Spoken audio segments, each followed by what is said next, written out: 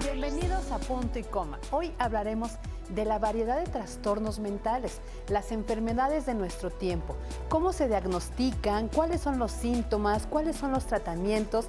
Aquí se lo vamos a platicar. Bienvenidos a Punto y Coma. En la actualidad, la sociedad se ha hecho consciente de la diversidad de las enfermedades mentales y es común que una persona cercana padezca algún tipo, desde la depresión hasta el trastorno bipolar pasando por la ansiedad y la esquizofrenia. Lamentablemente, poco se sabe de este tipo de padecimientos si se llevan con un tratamiento profesional adecuado. La mayoría de los pacientes pueden llevar una vida tranquila y productiva. Y es que sobre el tema hay muchos mitos, como la idea de que la gente las padece con problemas mentales. Es peligrosa cuando la gran mayoría de las personas con problemas de salud mental no son violentas en absoluto. Incluso la Asociación Estadounidense de Psiquiatría señala que la gente más violenta no padece enfermedades mentales. O se piensa que los trastornos mentales son consecuencia de los pensamientos y las acciones de las mismas personas. Y aunque no se puede descartar un tipo de detonante como el estrés, los factores que desencadenan la enfermedad vienen determinados por la genética o la química cerebral. La información es necesaria. Si hay sospecha de que se tiene alguna de estas enfermedades mentales, es importante acudir al especialista para tratarla a tiempo.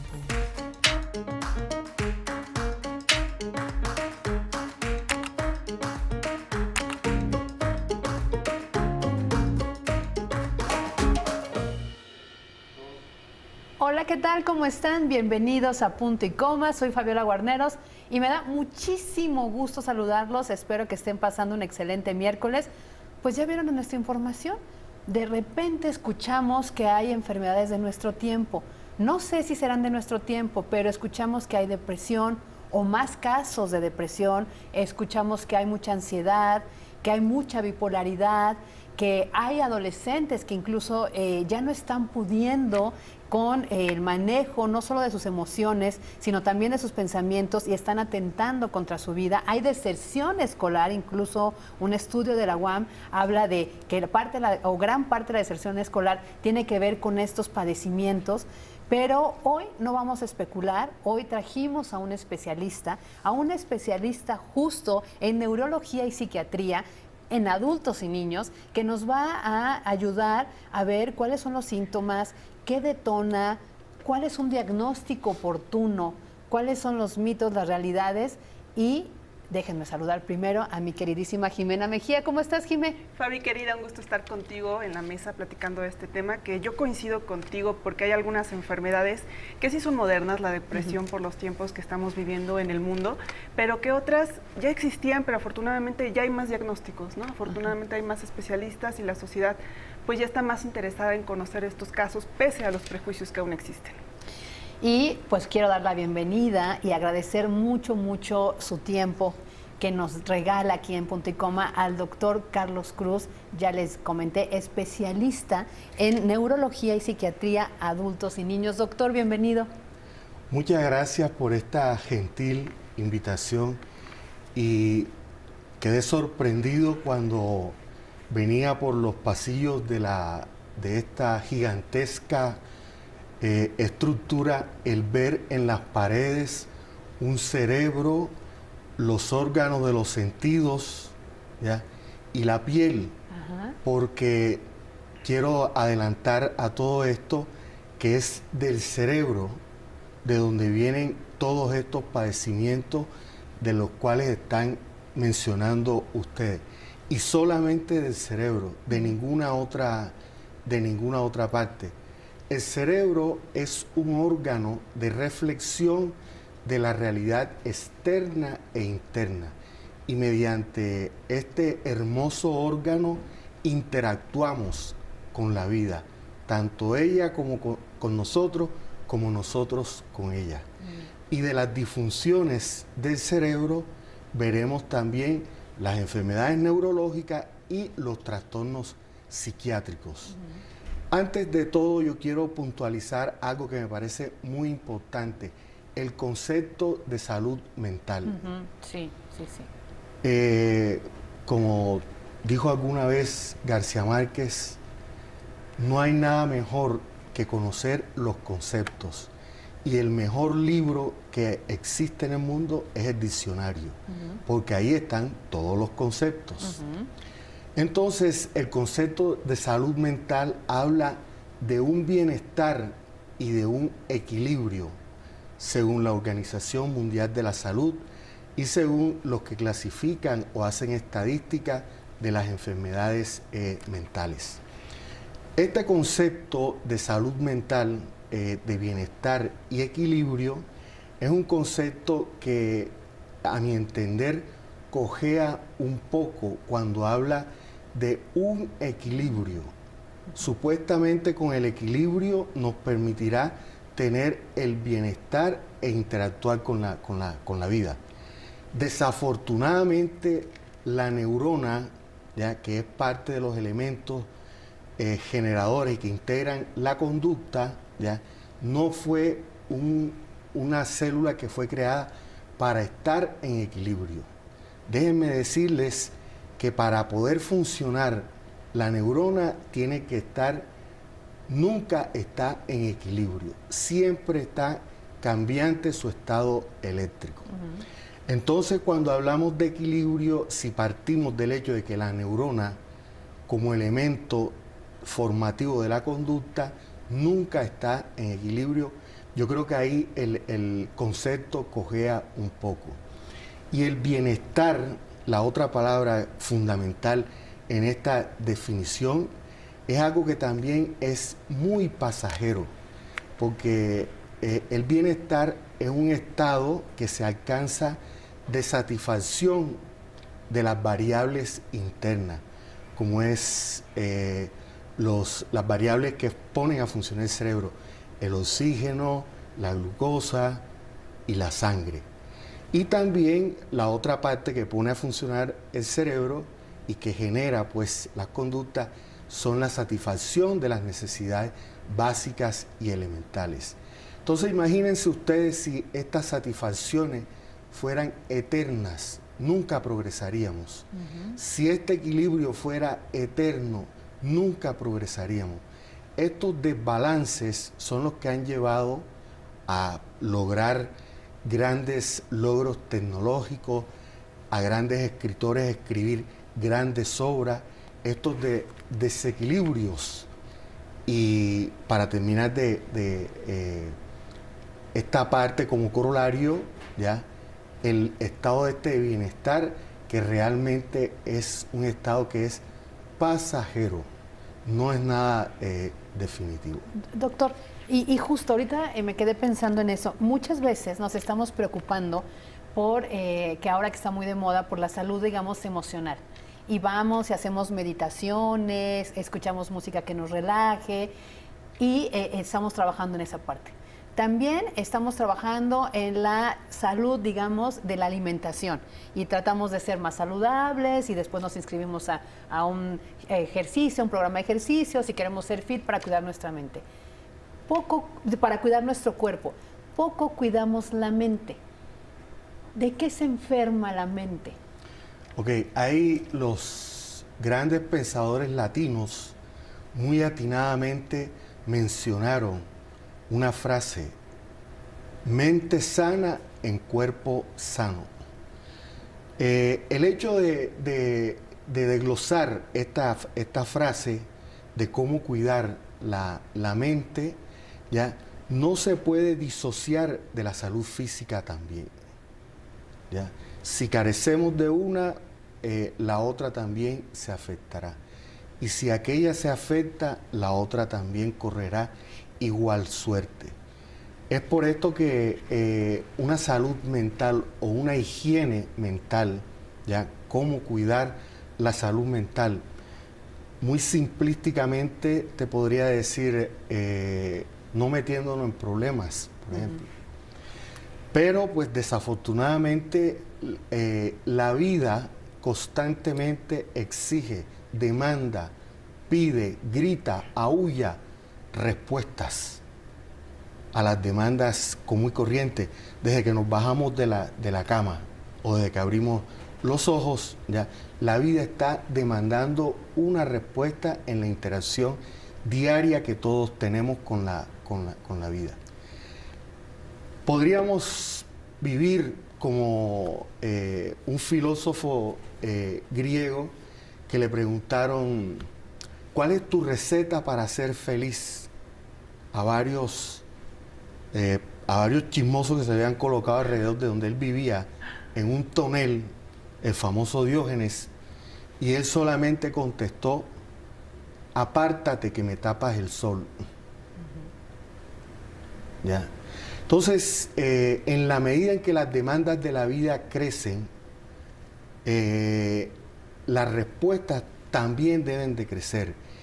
Y desafortunadamente no todos los cerebros están preparados para dar tonos adecuados de respuesta a las demandas estas que exige la vida.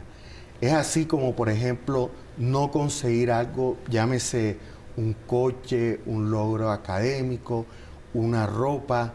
A algunos les generará simplemente una respuesta de desdén, alzar los hombros y ya.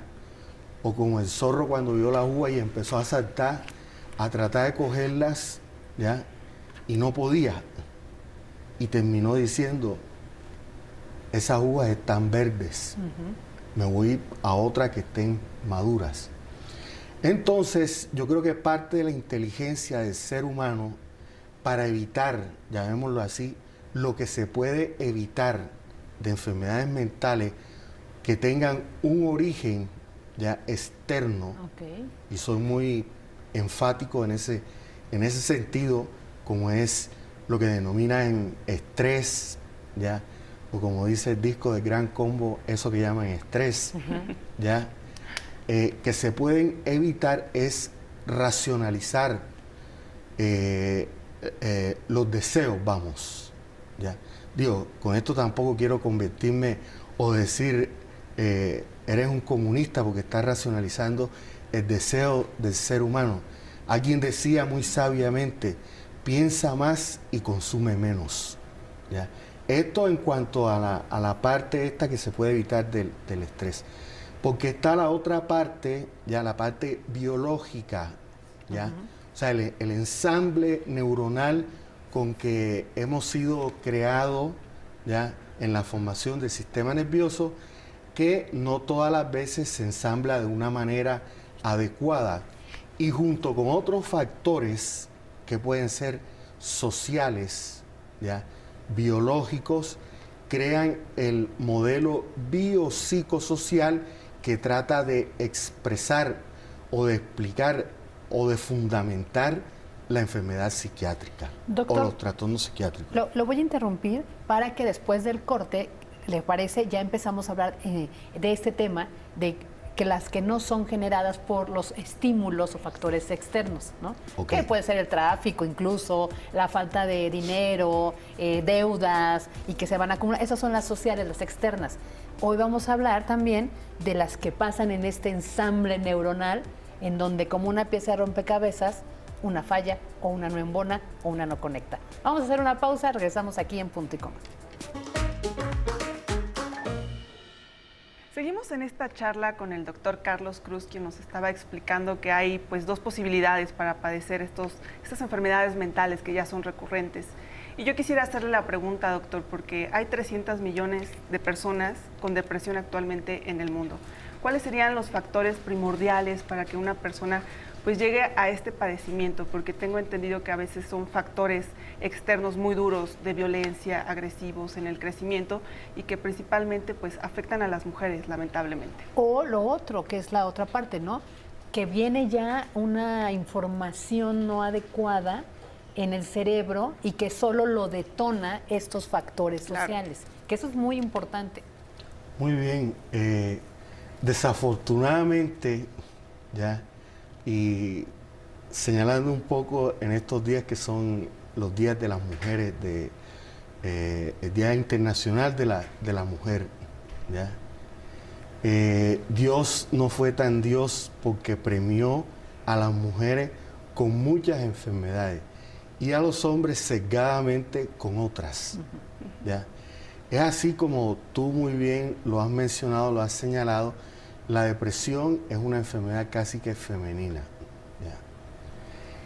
Lo mismo que la ansiedad es es una enfermedad casi que femenina, lo mismo que la migraña, ¿ya? Es también una enfermedad casi que femenina. Alguien sarcásticamente decía por ahí acerca de la migraña, si un hombre tiene migraña hay que buscarle un ovario escondido, ¿ya? Entonces, porque es una cuestión exclusiva de las mujeres.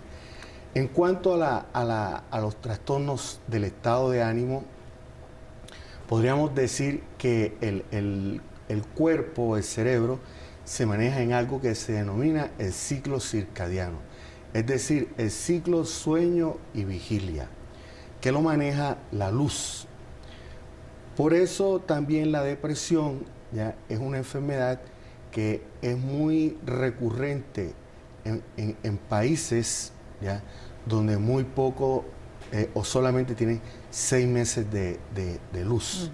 ¿Ya? Las enfermedades del estado de ánimo, los suicidios, ¿ya?, están en el orden del día en cuanto a frecuencia de padecimientos psiquiátricos. Siguiendo con la onda de los trastornos del estado de ánimo, en un tiempo estos se clasificaron, ¿ya?, como endógenos y exógenos. Exógenos, pues que se le murió el papá y se deprimió, que perdió el trabajo. Cosas de estas así, que no son más que reacciones de duelo que hacemos Juan de los Palotes y cualquiera cuando tiene una pérdida. Entonces, cuando se van delimitando o especificando más los criterios para la depresión, se llega a la conclusión de que solamente existe un tipo de enfermedad del estado de ánimo, de depresión, y no es ni exógena ni endógena, es totalmente por una disfunción, ¿ya?, que es lo que se tiene hasta ahora claro, de vías neuronales largas que parten del tallo cerebral y van hasta la corteza, manejan un neurotransmisor o una sustancia que se denomina la noradrenalina. Esta sustancia junto con la serotonina son las encargadas de manejar los estados la reactividad de los estados de ánimo. Y estas hormonas también, o estas neurotransmisores, perdón, también están sujetas al ciclo circadiano, ¿ya? Es así como el manejo de la depresión conlleva al uso de sustancias que van a alterar la química de estos dos neurotransmisores. Eso es lo que se tiene más claro hasta ahora. Ahora, ¿qué origina otra serie de signos y síntomas que van adosados y que sirven también como criterio para la depresión? Ya, eso todavía pues no se sabe. Como ya todos sabemos, existe la famosa píldora de la felicidad, que no se puede decir aquí en televisión, pero es marca registrada, ya el famoso Prozac, ya, que como dulce lo recetan en algunas partes, ya, parodiando un poco el libro este de Aldous Huxley, Hacia un mundo feliz, pero en realidad ya los trastornos del estado de ánimo tienen una explicación por una disfunción de sustancias químicas en el cerebro que se denominan neurotransmisores. Ahora, ¿por qué tiene tanto impacto la depresión o las alteraciones en los estados de ánimo en el devenir de la vida diaria? ¿Por qué? Porque entre las funciones mentales superiores tenemos algo que se llama el afecto y los sentimientos, que es la forma como interactuamos. Son señales, ¿ya?, que se cruzan diariamente entre tú y yo y tú, el esposo y la esposa, el novio y la novia, la querida, etcétera, etcétera. Entonces, si estos elementos no están funcionando bien, hay una mezcolanza, malas interpretaciones, etcétera, etcétera, de estos elementos que nos sirven para interactuar en la vida diaria. Y lo otro que también tiene mucho impacto en la vida laboral de la depresión es la carencia o lo que se denomina anergia, la falta de placer con lo que nos da placer o las actividades que nos da placer. ¿Ya?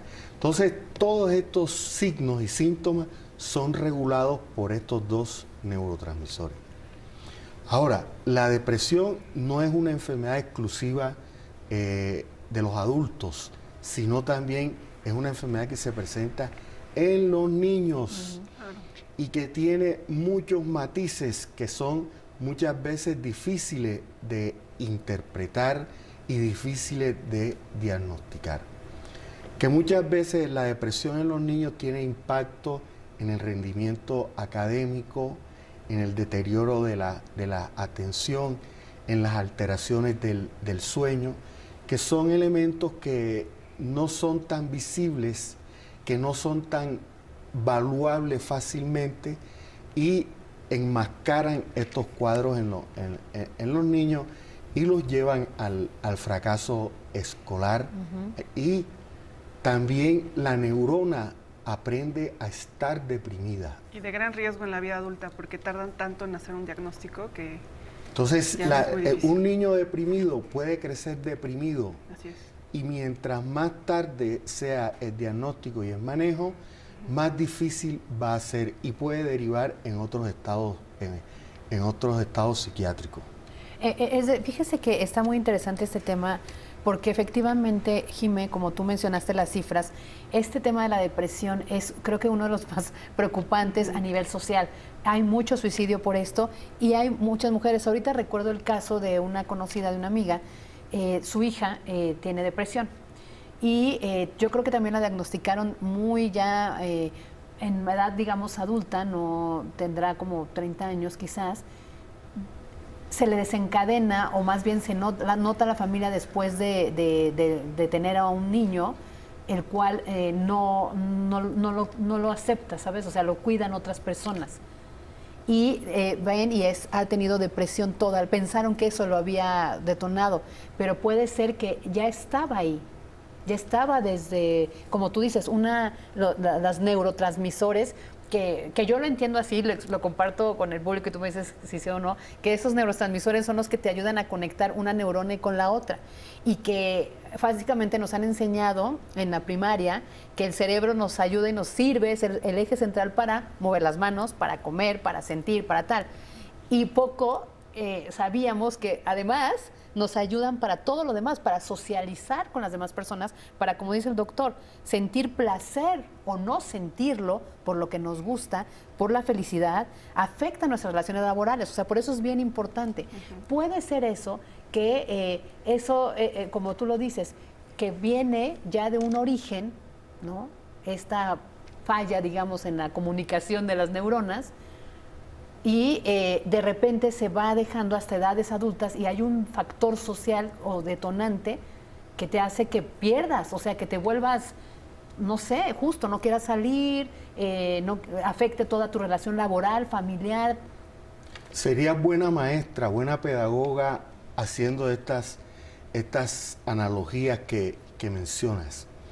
Efectivamente, los estados depresivos, el origen puntual de una depresión no se sabe qué lo origina.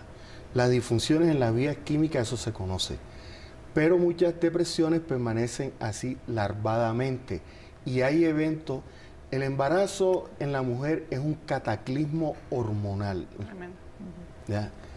Este cataclismo hormonal tiene también representación en la forma de conducta, ¿ya?, que tiene la mujer durante el embarazo.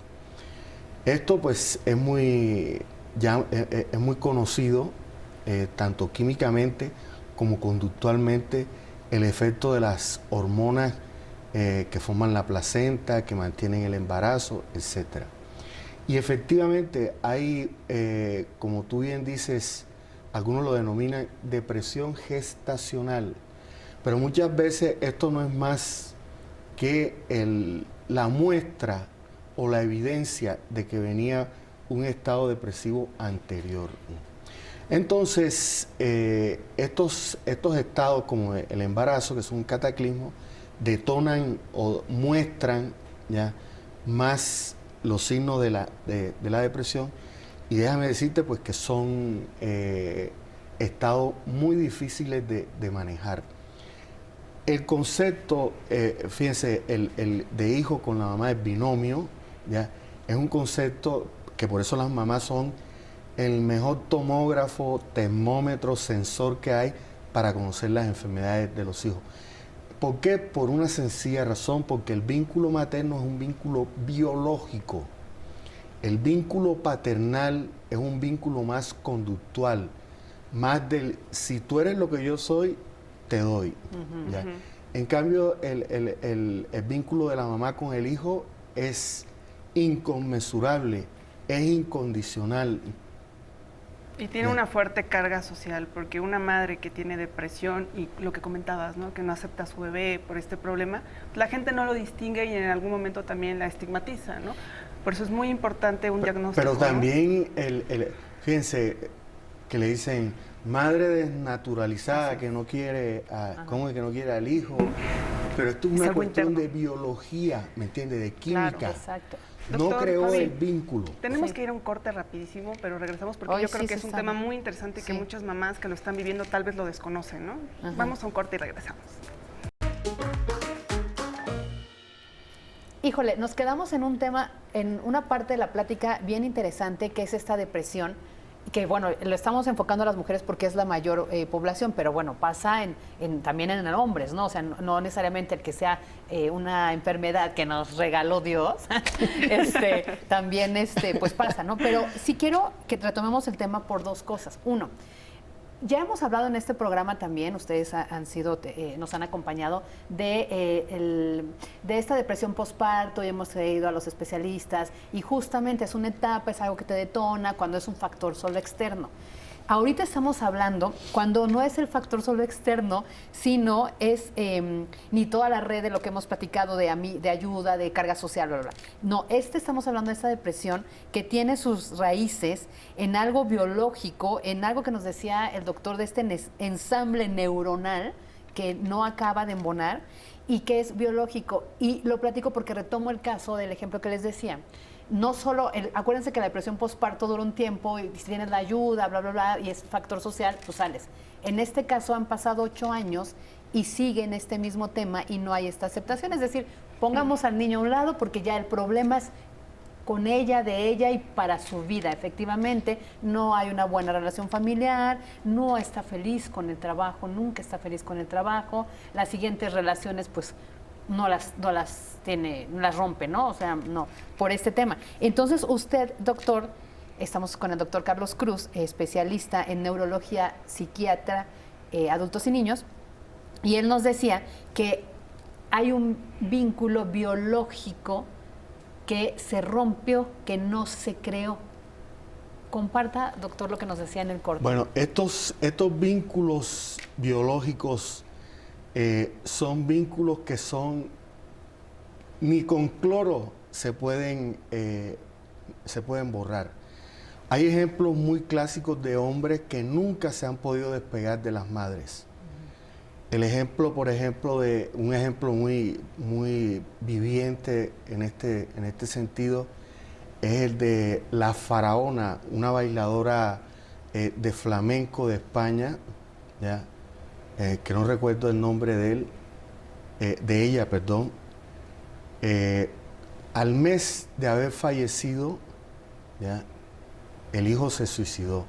El hijo de 45 años se suicidó por la pérdida de la madre, siempre estuvo con ella. Entonces, este es un vínculo que es imborrable, ¿ya? Que pierde intensidad con la maduración de la personalidad y se va diluyendo. Pero es un vínculo muy importante. Culturalmente aquí en México es una cuestión que es muy arraigada. De hecho, la Virgen de Guadalupe es considerada como la madre de todo. A ella se jura, el juramento no se puede romper, ya, porque sería un mal hijo. Es muy efectivo para la cuestión de las adicciones, los vínculos maternos, ¿no? Sobre todo este vínculo, esta onda cultural que hay aquí en México, que tenemos aquí en México. Entonces, este vínculo se crea ¿por qué razón o por qué motivo? Primero, porque por evolución, ¿ya? La madre o la gestadora es la que va a dar la alimentación en los primeros días de nacido.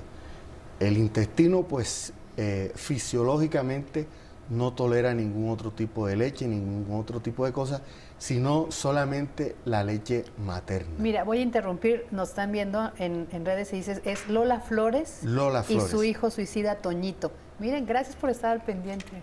¿Ya? Entonces, esta alimentación que genera, que hace el hijo con la madre, es un estímulo, ¿ya? Que va creando, porque va haciendo o generando que se secrete una hormona, que es la oxitocina. La oxitocina es una hormona que está comprometida en muchos de los aspectos de la conducta materno-infantil, en las cuestiones del vínculo materno-infantil. Entonces, esta hormona solamente se genera, ¿ya?, cuando hay el estímulo de la succión. Lo mismo el de la leche, solamente se genera si hay succión. Claro, sí. Otro aspecto también muy importante, el niño tiene un reflejo, ¿ya?, la criatura, para poder tragar, ¿ya?, que la leche pase, la leche tiene la calidad, la textura, etcétera, para pasar por todo el tracto digestivo, ya, fácilmente. Entonces, con ese estímulo también se va generando otro reflejo, ya, que es muy importante, el reflejo de tragar, que es un reflejo primitivo, que es de tallo cerebral. Ya. La sintonía con la frecuencia cardíaca de la madre con el niño, ¿ya?, también es otro aspecto importante. Las madres ansiosas siempre generan hijos ansiosos. Y es parte de esto, es la percepción que tiene la criatura cuando está siendo amamantada, del latido del corazón irregular, exagerado, etcétera. Y aunque no lo crean también, ya la piel, ya, de la madre con la piel del hijo no se galvanizan, es decir, no generan una respuesta eléctrica que los aparte o que les haga rechazarlo. Ahora, mentalmente, cuando son, por ejemplo, niños con la madre, masculino, femenino, ¿ya?, esto va supeditado ya a otro tipo de cosas, al efecto de la testosterona, ¿ya?, en el cerebro, en los periodos de diferenciación sexual, que es diferente, ya, a la niña con el padre, ¿ya? Entonces, las afinidades o los vínculos biológicos son vínculos que son creados desde que están en la gestación, a través de todas estas sustancias químicas, y empezando porque la madre que está estresada durante el embarazo o que maneja estados de ansiedad durante el embarazo también secreta una serie de hormonas que desafortunadamente tienen la capacidad de atravesar la barrera placentaria y estimular de una manera anormal, ya, a la criatura. Pues la criatura se alimenta y deglute, ya, o traga líquido amniótico, de donde pasan toda esta serie de sustancias. Entonces, la generación de estas sustancias anormales en un estado anormal como es la ansiedad y la depresión en un niño, ya en una criatura que se está formando, estimula de manera anormal, ¿ya?, los receptores, ¿ya?, que están relacionados con esto, con los estados de ánimo, y son niños que son irritables desde el nacimiento. Son niños que no duermen como duerme un niño normal, ¿ya?, que solamente cuando son recién nacidos solamente abren los ojos es para la alimentación y más nada, ¿ya? Son niños que desde un principio son inquietos, son niños irritables, son niños que muy poco se les da el estar en brazos porque constantemente se están moviendo, y lo principal, que tienen alteraciones en el sueño. No se dan las fases del sueño que se deben dar, que es otro proceso también importantísimo. Yo creo que más que la vigilia, el sueño, porque durante el sueño aprendemos lo que aparentemente nos dicen de día, o lo que aparentemente memorizamos de día. Y es, por ejemplo, durante el sueño cuando se secreta la hormona del crecimiento, claro, solamente en una fase del sueño.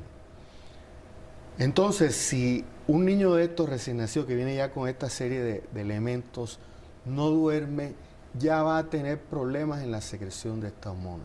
¿De qué es la serotonina? De la hormona del crecimiento. Si uno no duerme y se siente fatal, ¿no? Y otra serie de fenómenos que se deben de dar durante el sueño, ¿ya?, tanto fenómenos hormonales como del el brote sináptico, los retoños sinápticos, conexiones, etcétera, que se dan exclusivamente durante el sueño.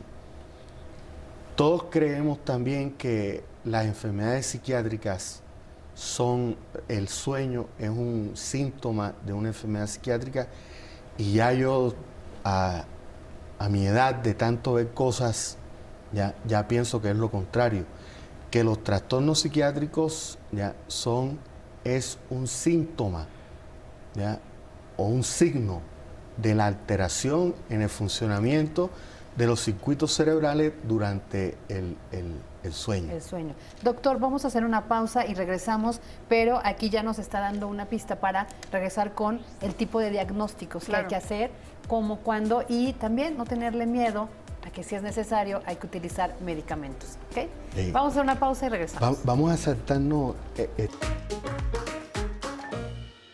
Sin duda es muy importante no minimizar los estados de ánimo de nuestros niños, de nuestros adolescentes, porque de eso repercute que en el futuro sean adultos sanos, con una salud mental y con la prosperidad de tener buenas relaciones en su trabajo, en la escuela, con sus parejas, ¿no?, de alguna manera. Y para eso, aprovechando pues, el que el doctor Carlos Cruz está platicando con nosotros, quisiera preguntarle o hacer mucho énfasis de ¿a qué especialistas hay que acudir si el niño nos dice que se siente mal o estar triste, los ciertos berrinches, ¿no? Porque muchas veces confundimos, ¿no?, que el niño tal vez esté malcriado, porque algunos especialistas tal vez no tienen la educación o el tacto para ver más allá, ¿no?, de una conducta que podría ser algo más grave, ¿no?, en cierta medida, doctor. Muy buena pregunta. Esa podríamos decir que es la pregunta del $1.000.000, de tener la inteligencia para encauzar u orientar a la madre o al padre hacia qué especialistas ir, o cuáles serían los síntomas de alarma o de encendido. ¿Ya? Desafortunadamente, en estos sistemas, ¿ya?, como todo se comercializa, ¿ya?, hay muchos charlatanes, sobre todo en estos aspectos de la conducta, que ofrecen tratamientos tanto en niños como en adultos. Pues yo he visto en televisión, ¿ya?, la proliferación de programas de adivinos, de lectores de tarot, etcétera, de la suerte, para cambiar pues la depresión y todas estas cosas. O en los niños, ¿ya?, también la proliferación de escuelas de aprendizaje, de atención, los famosos estos niños índigos, ¿ya?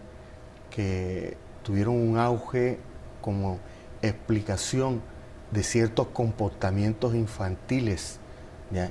Que no eran tributarios de ir donde el especialista, ¿ya? Yo creo, a mi entender, ¿ya? Por ejemplo, el uso de psicólogos en las escuelas, ¿ya? Que deberían de estar entrenados es para ver signos de alarma, nada más, no para dar tratamiento, ni conductuales ni farmacológicos, porque yo he visto cómo se atreven a hacer estas cosas. ¿Y cuáles serían estos síntomas que deberían de encender? Uno, las dificultades en el aprendizaje. Dos, la impulsividad. ¿Qué es la impulsividad? Por ejemplo, no es lo mismo ver a un niño en la edad preescolar, en la edad escolar, en la edad adolescente y en la edad de adulto. Evidentemente que en las 5 fases un mismo impulso, un mismo estímulo tiene que manejar respuestas diferentes. Entonces, cuando un niño da respuestas estereotipadas a un estímulo que es cambiante, ¿ya? O sea, el mismo estímulo de la agresión, por ejemplo, en las mismas circunstancias, ¿ya? Esto es algo de llamar la atención. Los problemas del aprendizaje, como digo, problemas tan sencillos como es la atención, ¿ya? Y me refiero, no siendo tan taxativo de que es porque no le gusta, es porque porque sí le gusta, sí atiende, y porque no le gusta, no atiende. En general, la atención se debe de medir, no es en lo que les gusta, sino en lo que no les gusta, porque es cuando hay que hacer un esfuerzo que se llama concentración. Sí. Entonces, la concentración sí es medible. ¿Ya? Entonces, lo otro, las alteraciones del sueño. Es muy común, ¿ya? Que no se establezcan ni los rituales ni las horas necesarias para ir a la cama, ¿ya? Esto es una regla elemental en la higiene mental.